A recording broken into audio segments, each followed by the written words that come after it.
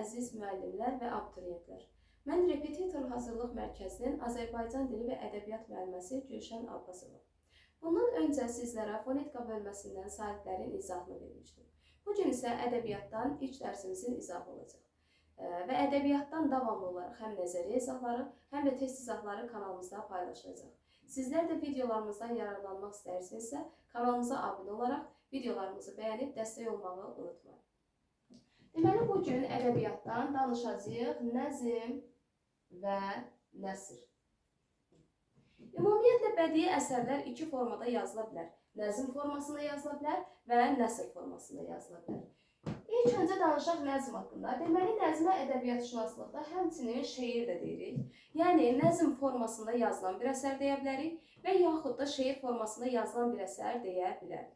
Bəs nəzmlə nəsrin müqayisədə nəzm daha qədimdir, yoxsa nəsr daha qədimdir? Təbii ki, nəzm daha qədimdir. Niyə görə nəzm nəsrdən daha qədimdir? Biz ədəbiyyatımıza başlayırıq şifahi xalq ədəbiyyatı ilə və şifahi xalq ədəbiyyatının lirik növündə ən qədim janrlar olaraq görürük biz halovarları və sayaçı sözləri. Yəni, lirik növün ən qədim janrları, həmçinin şifahi xalq ədəbiyyatının da ən qədim janrları. Və halovar və sayaçı sözlər də nəğmələr olduğu üçün şeir formasında, yəni nəzmlə yazılmışdır. Bu səbəbdən deyirik ki, nəzm nəsrə nisbətən daha qədimdir. Bəs nəzmin şərti, əsas tələbi nədir? Nəzmin əsas şərti sözlərin özünə məxsus nizamla düzülməsidir. Baxın, ümumiyyətlə biri var, sözlər hər hansı dil qaydalarına tabi olaraq, yəni fonetik, leksik və qrammatik normalara tabi olaraq sıralansın. Bir də var, ümumiyyətlə hər hansısa bir tələbə olmasın. Və nəzmdə də sözlər özünə məxsus nizamla sıralanır. Yəni, dil normalarına, dil qaydalarına tabi olmur. Məsələn, adi şəkildə biz deyirik, vətən yaşasın. Amma biz nəzm formasında necə deyəcəyik? Yaşasın vətən. Yəni, sözləri özünə məxsus nizamla işlətdik. Adətən gəlməlidir mübtəda, mübtədadan sonra gəlməlidir xəbər. Amma yaşasın vətən dedikdə artıq biz yaşasın xəbərini keçirdik əvvələ və vətən mübtədasını keçirdik xəbərdən sonraya. Sözlərin özünə məxsus nizamla düzülməsi budur. Və biz şeirdə çox zaman rast gəlirik inversiya məsələsinə və yaxud da sadəcə xəbərin mübtədadan əvvələ keçməsi deyil, həmçinin tamamlığın, zərfliyin də mübtədadan əvvələ keçməsinə rast gəlirik. Yəni, nəzmin əsas tələbi sözlərin özünə məxsus nizamla düzülməsidir. Və nəzmlə yazılmış əsərlər biz adətən lirik növdə rast gəlirik, ancaq bununla yanaşı epik və dramatik növdə nəzmlə yazıla bilər. Epik növdə nəzmlə yazılan mənzum hekayə, mənzum roman, təmsil, atalar sözləri, məsəllər, yanıltmac, həmçinin dramatik növdə də mənzum faciə, bir də mənzum dram. Deməli, epik növdə mənzum hekayə, mənzum roman, təmsil, atalar sözü, məsələlər, yanıltmac, dramatik növdə isə mənzum faciə və mənzum dram, bunlar nəzmlə yazıla bilər. Ümumiyyətlə, mənzum və mənsur nə deməkdir? Biz növləri keçdikdə deyəcəyik ki, mənzum hekayə var, həmçinin mənsur hekayə var, mənzum roman var, mənsur roman var. Mənzum o deməkdir ki, yəni əsər nəzmlə yazılır, nızımı, fleksiya var. Mənsur o deməkdir ki, əsərimiz nəsrlə yazılır, nısırı, burada da nısırı, fleksiyaya uğramış sözlərdir. Yəni, mənzum hekayə deyiriksə, yəni nəzmlə yazılmış hekayə, mənsur hekayə deyiriksə, yəni nəsrlə yazılmış hekayədir. Yəni, əvvəldə mənzum, mənsur sözlərini işlətməkdənsə, nəzmlə, nəsrlə yazılmış da deyə bilərsiniz. Bəs nəsr nədir? Nəsrdə sözlər özünə məxsus nizamla düzülmür. Nəsr adi danışıq cümlələrdir. Yəni, biz adi gündəlik danışarkən nədən istifadə edirik? Cümlələri, sözləri hamısını ard-arda deyirik, düzdürmü? Buna deyəcəyik nəsr. Yəni, sözlərin adi danışıq formasında düzülməsi adlanır nəsr. Bəs nəzmin nəsrdən fərqi nədir? Nəzmi nəsrdən fərqləndirən xüsusiyyətlər ahəng, ölçü, bölgü, qafiyə və rədif. Nəzmi nəsrdən fərqləndirən xüsusiyyətlər ahəng, ölçü, bölgü, qafiyə, rədif. Ahəngin digər adı ahəngə həmçinin ritm də deyirik. Bəs ahəng nədir? Ahəng şeirdə eyni ölçülü səslərin təkrarı və növbələşməsidir. Ahəng və yaxud da ritm şeirdə eyni ölçülü səslərin təkrarı və ya növbələşməsinə deyir. Məsələn, tutaq ki, deyirik, aşbaz Abbas aş asmış, asmışsa da az asmış. Burada s, ş samitləri, həmçinin də a saitlərinin təkrarı var. Deməli, bu nə olacaqdır? Ahəng olacaq. Həmçinin epik növün janrıdır və yanılmac nümunəsidir. Daha sonra ölçü. Ölçünün digər adı vəzindir. Ölçü dedikdə misraların eyni ölçüdə olması nəzərdə tutulur. Eyni ölçüdə olması nəzərdə tutulur. Və bu heca və əruz vəzninə görə dəyişir. Heca vəznində ölçü dedikdə misralardakı hecaların sayca bərabər olması nəzərdə tutulur. Ancaq əruz vəznində uzun və qısa hecaların növbə ilə təkrarı nəzərdə tutulur. Bu nə deməkdir? Məsələn, tutaq ki, heca vəznində olan bir dənə bənd götürək. Birinci misranız 11 hecadırsa, ikinci misranız da 11 heca olmalıdır, üçüncü misranız da 11 heca olmalıdır, dördüncü misranız da 11 heca olmalıdır. Yəni, misralardakı hecaların sayca bərabərliyi. Bu olur ölçü. Məsələn, tutaq ki, qoşma janrında olan bir əsərdirsə, qoşma 11 heca olur. Artıq bütün bəndlərdə hər misra 11 heca olmalıdır. Və yaxud bayatı götürürsə, bayatı 7 heca olur. Hər misramız 7 heca olmalıdır. Gəraydı götürürsə, gəraydı 8 heca olur. Hər misramız 8 heca olmalıdır. Pozulma ola bilməzmi? Təbii ki, müəyyən dərəcədə rast gəldik. Məsələn, tutaq ki, hafif yoxdur qoşması. Qoşma janrındadır. 11 heca olmalıdır bütün bəndlərdəki misralar. Amma məsələn, birinci misramız Kür qırağının əcəb seyrəngahı var, 12 hecadır. Yəni, müəyyən dərəcədə bir misra, iki misra pozulma ola bilər. Ancaq ölçü ümumiyyətlə nədir? Misralardakı hecaların sayca bərabər olması və yaxud da əruz vəznində uzun və qısa hecaların növbə ilə təkrarlanmasıdır. Daha sonra bölgü. Bölgünün yerinə təqdir, sezura, duraq, ayaq sözlərindən də istifadə olunur. Bölgü dedikdə də misra daxilində edilən fasilələr nəzərdə tutulur.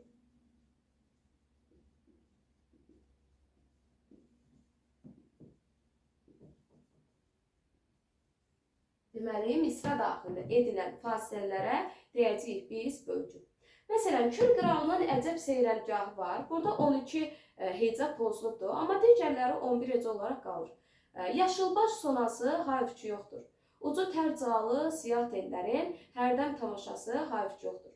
Yəni, burada Yaşılbaş sonası hayfçı yoxdur. Baxın, Yaşılbaş sonası hayfçı yoxdur.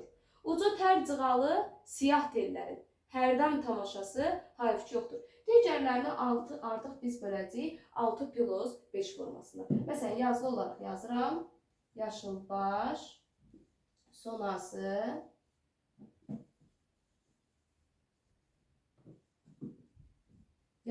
sonası hayfçı yoxdur. Misra daxilində biz harada fasilə veririksə, bölgünü salacağıq ora. İndi yaşılbaş sonası hayfçı yoxdur. Bu cür deyirik. Xeyr, necə deyirik? Fasiləni harada veririk şeirdə? Yaşılbaş sonası hayfçı yoxdur. Fasiləni burada veririk. Deməli, yaşılbaş sonası burada neçə hecadan ibarətdir? 1, 2, 3, 4, 5, 6. Deməli, yazacağıq 6. Digər tərəfdə 1, 2, 3, 4, 5. Yazacağıq 5. Deməli, misra daxili bölgüsü necə oldu? 6+5 formasında oldu. Misra daxili bölgü dedikdə bu nəzərdə tutulur. Və təbii ki, hər şeir janrına görə bu fərqlidir. Məsələn, tutaq ki, götürürük qoşmanı. Qoşma 11 hecadan ibarət olur. Biz qoşmanı necə bölə bilərik? 6+5 formasında bölə bilərik. 5+6 formasında bölə bilərik. Həmçinin də 4, 4, 3 formasında bölə bilərik. Və yaxud məsələn, götürək bayatını. Bayatı 7 hecadan ibarət olur. Bayatını 5+2 formasında bölə bilərik. 4 plus 3 formasında bölə bilərik, həm 3 plus 4 formasında bölə bilərik. Yəni hər şey janrına görə misra daxili bölgü prinsipi də təbii ki fərqlənir. Bu da oldu bölgü. Daha sonra qafiyə nədir? Qafiyə misra daxilində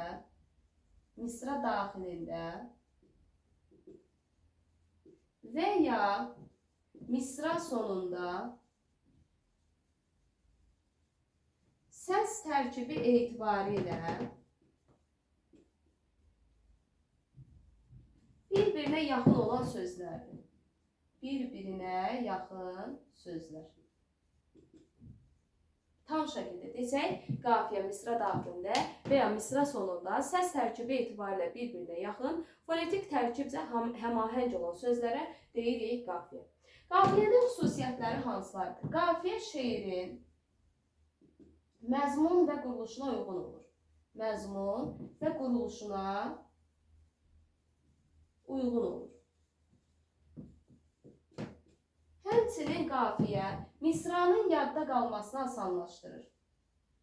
Misranın yadda qalmasını asanlaşdırır. Qafiyə təşkil edən sözlər müxtəlif nitq hissəsi ola bilər. Müxtəlif nitq hissəsi ola bilər. Və qafiyə təşkil edən sözlər digər sözlərdən qüvvətli deyilir. Digər sözlərdən qüvvətli deyilir.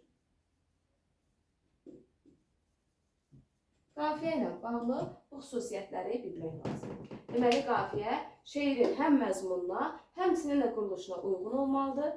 Misranın yadda qalmasını asanlaşdırır. Müxtəlif nitq hissəsi ola bilər. Yəni, birinci misranızın sonunda isimdir. İkinci misranızın sonunda ona uyğun olan söz sifətdirsə, ola bilər, heç bir fərqi yoxdur. İstər eyni nitq hissəsi olsun, istər müxtəlif nitq hissəsi olsun, heç bir fərqi yoxdur. Məsələn, biz bunu cinas qafiyədə daha çox rast gəlirik ki, hansı ki, cinas qafiyə daha çox homonim sözlərdən təşkil olunur. Burada müxtəlif nitq hissəsini daha çox görürük. Və qafiyə təşkil edən sözlər digər sözlərdən də qüvvətli şəkildə tələffüz olunmalıdır. Və qafiyənin müxtəlif növləri var.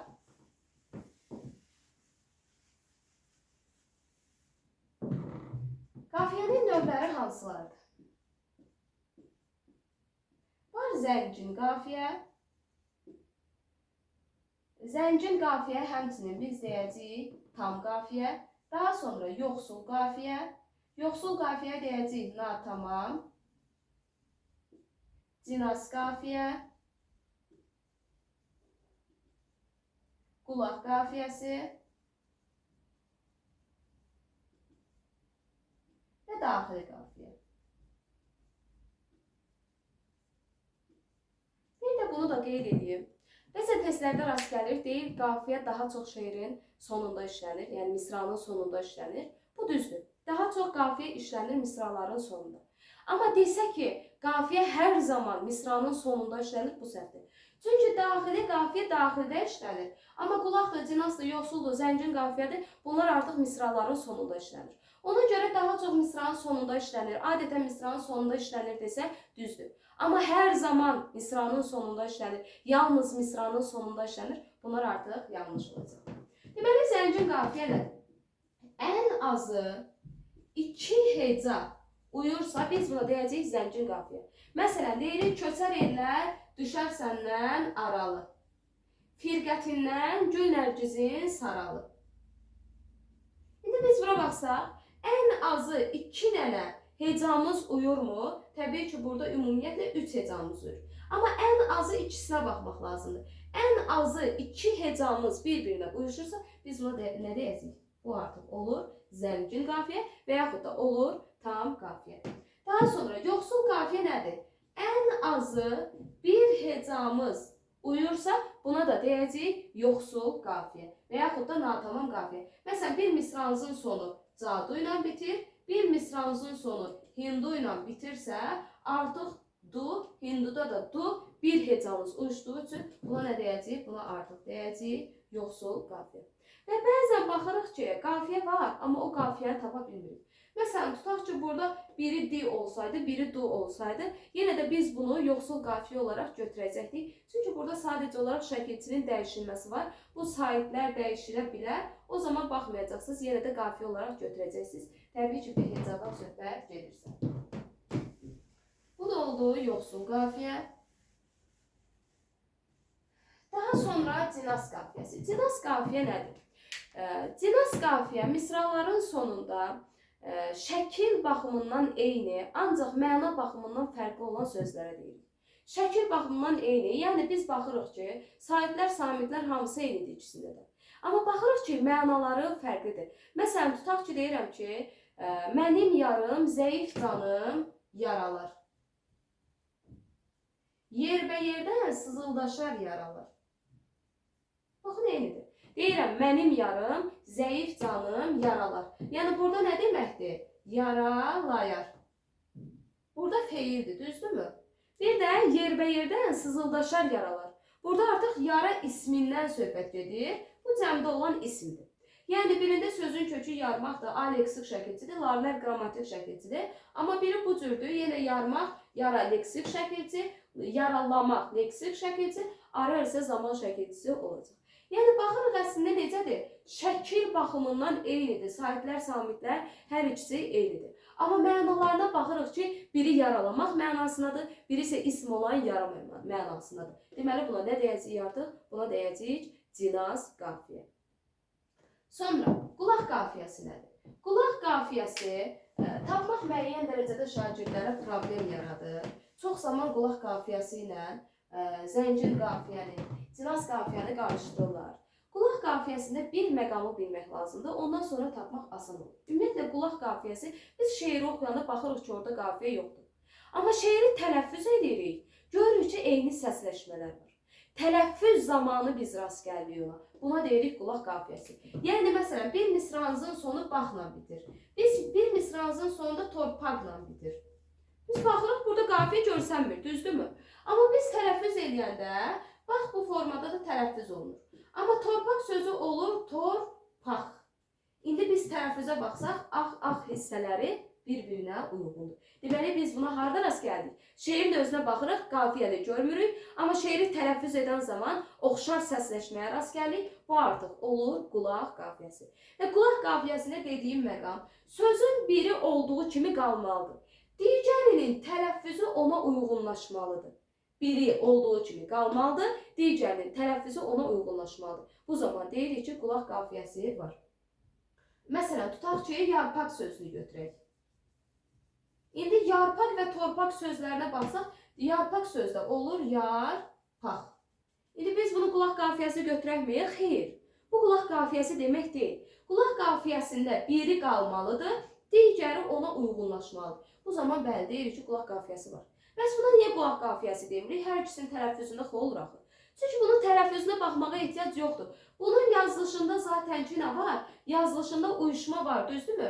Pak hissələri oxşardır. Deməli, bir hecası oxşar olduğu üçün bu iki sözdə artıq nə var? Bu ikisində də yoxsul qafiyə və yaxud da natamam qafiyə var. Bu məqamda diqqətli olursunuz. Qeyd etdiyim kimi birinci qalmalıdır, digərinin tələffüzü ona uyğunlaşmalıdır. Bu cür yadda saxlasanız, təbii ki, qulaq qafiyəsini asanlıqla tapa bilərsiniz.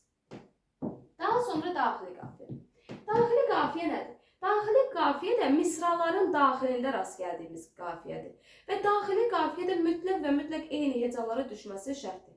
Məsələn, tutaq ki, Məhəmməd Füzulinin deyir, qamu bimarinə canan, dəvayı dərd edər insan. Ne için qılmaz mənə dərman?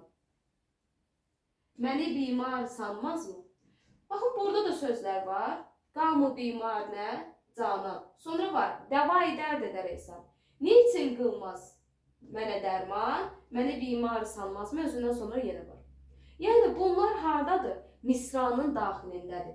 Canan və dərman sözləri. Bunu da bəzən qarışdırır şagirdlər. İki hecası oxşar olanda durub götürürlər zəncin qafiyə. Bir hecası olanda durub götürürlər yoxsul qafiyə. Qətiyyən olmaz. Çünki zəncin qafiyədir, yoxsul qafiyədir. Bunlar misranın sonunda olur. Daxildə isə bircə dana adı var, o da daxili qafiyə. İndi canan, dərman sözlərində bircə dənə an hissələri uyuşur. Hissələrində uyuşma olduğu üçün artıq bu nədir? Qafiyədir. Və daxildə də olduğu üçün hansı qafiyə olacaq? Olacaq da daxili qafiyə. Bu da olur qafiyənin növləri. Daha sonra rədif. Rədif nədir? Rədif qafiyədən sonra təkrar olunan sözlərdir. Rədif misraların sonunda qafiyədən sonra təkrar olunan sözlərdir. Yəni, görürük qafiyə işlənib, qafiyədən sonra eyni sözün təkrarı var. Buna artıq deyəcəyik rədif. Məsələn, tutaq ki, deyirəm, Badi səba mənim dərdi dilimi. Ol büt-i zibayə, dedin nə dedi? Ağın aləm asmana yetdiyin, gərdəni minayə, dedin nə dedi? Artıq birinci və üçüncü misranı yazmadım. İndi baxaq, qafiyələrimiz bizim hansılardır? Qafiyəmiz büt-i zibayə və minayə. Hər ikisində ayə hissələri uyğun olduğu üçün bu nədir? Burada var zəngin qafiyə. Qafiyədən sonra eyni söz təkrar olunubmu? Dedin nə dedi? Dedin nə dedi? Bəli. Deməli, bu artıq nə olacaq? Bu artıq olacaqdır rədif. Yəni, misraların sonunda qafiyədən sonra təkrarlanan söz nə oldu? Rədif oldu. Və rədif şeirin forma xüsusiyyətinə uyğun gəlməlidir, həmçinin qafiyəyə də uyğun olmalıdır. Deməli, ahəng, ölçü, bölgü, qafiyə, rədif. Bunlara biz rast gəlirik nədə? Nəzmdə yazılmış əsərlərdə. Yəni, bunlar oldu nəzmin nəsrdən fərqi. Və nəzmlə yazılan əsərlərdə şeir, misra, beyt və bəndlə çatdırılır. Nəzmlə yazılan əsərlərdə məzmun, fikir, misra, beyt və bəndlə çatdırılır. Bəs misra, beyt, bənd nədir? Bunlar şeir vahidləridir. Şeir vahidləri. Misra, beyt və bənd. Misra nədir? Şeirdə hər xət bir misra adlanır. Şeirdə, məsələn, tutaq ki, 4 dənə misradan ibarət bir bənddir. Və bunun hər xətti nə adlanır? Bir misra adlanır. Deməli, şeirdə hər xətt bir misra adlanır. Və misrada fikir tam şəkildə ifadə olunmur. Adətən natamam şəkildə ifadə olunur. Yəni, tam çatdıra bilmirik fikrimizi. Hər zaman o belədir, xeyr. Məsələn, Füzuli məni candan usandırdı, cəfadan yar usanmazmı? Fikrini tam çatdırıbdır bu misrada. Yarın onu usandırdığını, amma cəfa verməkdən də usanmadığını qeyd edir. Artıq fikri tamamən çatıdır. Amma adətən bir misrada fikir tam ifadə olunmur. Amma hər zaman da ifadə olunmur deyə bilmərik təbii ki. Daha sonra beyt nədir? Şeirdə 2 misra beyt adlanır. Yəni 2 dənə xətt, bu 2 misramız adlanacaqdır beyt. Təbii ki, ard-arda artıq 2 dənə misra da yoxdursa, buna deyəcəyik beyt. Və beyt adətən klassik ədəbiyyatda beytdən yazılan əsərlərə rast gəlirik. Yəni, beytlə yazılır qəzəl, qəsidə, gitə, məsnəvi. Qəzəl, qəsidə, gitə, məsnəvi bunlar beyt formasında yazılan şeir janrlardır. Və beytlər öz daxilində qafiyə ola da bilər, olmaya da bilər. Məsələn, gitəni götürək. Gitənin qafiyə quruluşu AB, CB, DB, YB və s. bu şəkildə davam edir. Baxsaq, heç biri qafiyə deyil. Amma məsnəvi qafiyə quruluşu AA, BB, CC, DD və s. bu şəkildə davam edir. Baxsaq, hər biri eynidir. Deməli, beyt təşkil edən misralar bir-biri ilə həm qafiyə ola da bilər, olmaya da bilər. Və klassik poeziya nümunələrinin həcmi beytlərin sayına müəyyən olunur. Klassik poeziya nümunələrinin həcmi beytlərin sayına müəyyən olunur. Yəni, məsələn, tutaq ki, qəzəl neçə beyt arası olur? 5-10 beyt arası olur. Gitə 2 beytdən 10 beytə qədər ola bilər. Qəsidə daha çox olur, məsnəvi daha çox olur. Klassik poeziyalarımız məsnəvi formasında yazılır, daha çox, daha geniş olur. Məsələn, tutaq ki, Dəhnamə poemasını götürək, İskəndərnamə poemasını götürək, hamısı məsnəvi formasında yazılıdır. Yəni, beytlə yazılan əsərlərdə həcm beytlərin sayına müəyyən olunur. Beytdə bir də hansı anlayışlar var? Şah beyt, mətlə beyt və bir də məktə beyt. Bunlar nə deməkdir? Şah beyt məzmun və ahəngcə ən qüvvətli beytdir. Yəni beytlə yazılan əsərlərdə məzmun və ahəngcə ən qüvvətli beytə deyəcəyik şah beyt. Yəni şeirin ən gözəl beyti adlanacaq şah beyt. Mətlə beyt şeirin ilk beytidir. Məktə beyt isə son beytdir. Məktə sözü nöqtə sözü ilə yadda saxlayın, fleksiyaya uğrayıb. Nöqtə sözündə də qıt, məktə sözündə də qıt var. Deməli, məktə beyt olacaqdır son beyt, mətlə beyt olacaqdır şeirin ilk beyti, şah beytdə məzmun və ahəngcə ən qüvvətli beyt olacaq. Məsələn, məni candan usandırdı, cəfadan yar usanmazmı? Fələklər yandı ahimdən, muradım şəmi yanmazmı? Bu ilk beytimizdir. Deməli, bu olacaqdır mətlə beytimiz. Bu da oldu beyt anlayışı.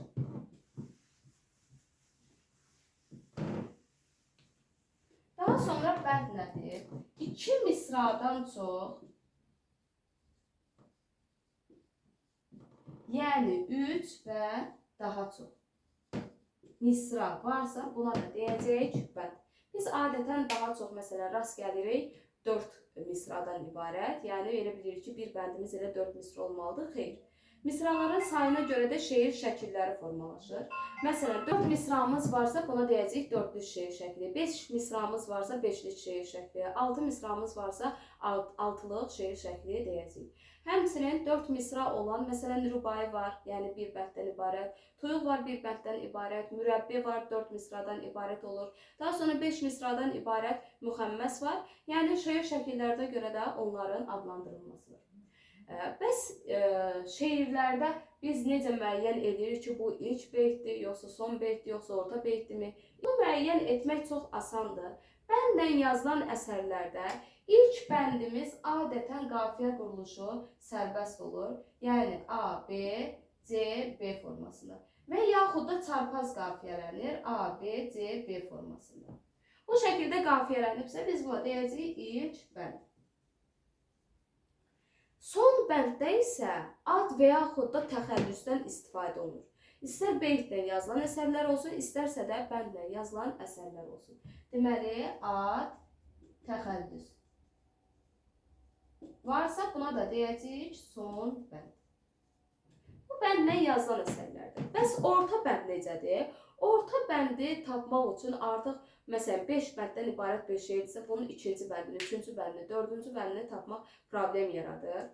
Şeiri əzbərləmişsinizsə onu tapa bilərsiniz. Ancaq onu soruşmur şeirlərdə. Soruşmur ki, 2-ci bəndimi, 3-cü bəndimi, 4-cü bəndimi. Tapılmaq üsulu yoxdur onun.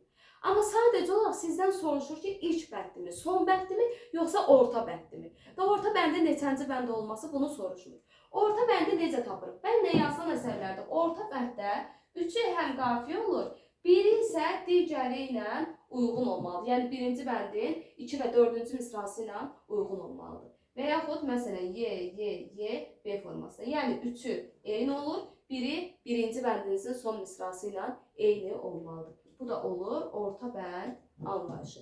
Beytlə yazılan əsərlərdə birinci bəndiniz adətən həm qafiyə olur. A formasında. Buna deyəcəyik, daha doğrusu birinci beytiniz. Birinci beyt. Digər bəndlər, yəni orta bəndlər adətən sərbəst olur. B, A, C, A, D, A. Bu olur orta bənd. Orta beyt daha doğrusu. Daha sonra sonda yenə ad və təxəllüs olur. Ad təxəllüs varsa buna da deyəcəyik son beyt. Deməli, beytlə yazılan əsərlərdə də ilk beytimiz həm qafiyə olur, orta beytlər sərbəst şəkildə qafiyələnir, sonuncu beytimizdə isə ad və yaxud da təxəllüsdən istifadə olunur. Sonuncu beytin də qafiyə quruluşu yenə bu şəkildədir. Məsələn, tutaq ki, Y, A formasında olacaqdır. Sadəcə olaraq ad və yaxud da təxəllüsün olmasını müəyyən edirik ki, bu bizim ilk, son, yoxsa orta bəndimizdir. Deməli, bu gün ədəbiyyatdan ilk mövzunu izah etməyə çalışdım. Əvvəldə də qeyd etdiyim kimi video sizin üçün yararlı olsa kanalımıza abunə olaraq bəyənib dəstək olmağı unutmayın. Sağ olun, sağlıqla qalın.